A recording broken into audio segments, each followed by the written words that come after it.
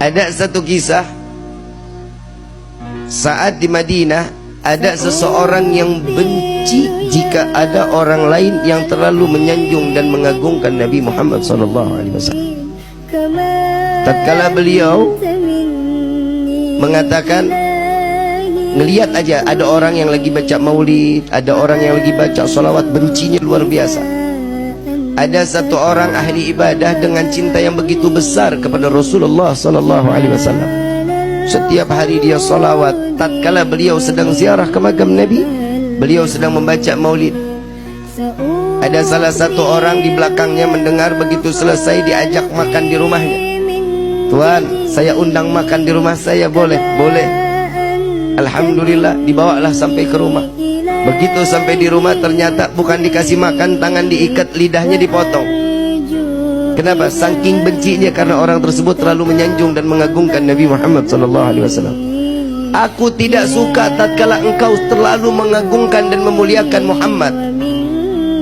Karena Nabi Muhammad adalah bukan seorang Tuhan yang wajib kita muliakan dan kita agungkan. Dipotong lidahnya. Saat itu juga dilepas orang tersebut, lidahnya digenggam, mulut penuh sama darah, lidah digenggam, dibawa sampai ke depan makam Rasul Sallallahu Alaihi Wasallam. Di dalam hati beliau mengatakan, ya Rasulullah, maafkan saya, bukan saya nggak mau salawat lagi kepadamu, tapi lidah saya saat ini sudah ada di tangan saya tidak lagi dapat menyanjung dan memuliakanmu dengan lidah yang sempurna. Saking sakitnya, darah yang begitu banyak, beliau pingsan. Di dalam pingsannya beliau didatangi sesosok manusia yang tatkala beliau mengatakan, wahai hamba Allah, wahai hamba Allah, ketahuilah aku Muhammad yang saat ini datang menjengukmu. Biarkan lidah itu terputus sekalipun, jika engkau tetap mencintaiku maka Allah akan berdekatan, Allah akan mengizinkan aku dekat denganmu, kata Nabi SAW. Namun si hamba Allah ini mengatakan, ya Rasulullah, tapi aku ingin bersolawat dengan fasihnya, dengan kegembiraan, dengan lisan yang penuh dengan kesempurnaan. Maka lidah tersebut diambil oleh Rasul SAW, dimasukkan ke dalam mulut. Di dalam mimpinya, tatkala terbangun dari tidurnya, lidahnya udah nyambung lagi. Di dalam mimpi Nabi memberikan manfaat kepada orang para pecinta Rasul SAW, sehingga seterusnya beliau terus dapat bersolawat kepada Nabi Muhammad SAW. Begitu tahun berikutnya beliau ziarah ke makam Nabi. Tatkala beliau datang sedang membaca maulid, ada seorang anak muda yang datang kepadanya, Tuan, saya ingin mengundang makan Tuan. Sekiranya Tuan sudi untuk ikut dan saya menjamu Tuan, marhaba, ahlan wa sahlan. Nggak ada sedikit kesu'dhanan.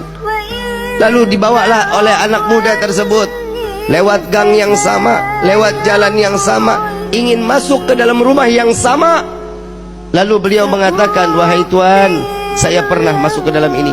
Dahulu lidah saya dipotong oleh pemilik rumah ini. Apakah engkau juga ingin memotong lidahku, kata orang tersebut. Tidak, wahai hamba Allah, aku mengajakmu untuk mencicipi dari rezeki yang apa ada di saat ini.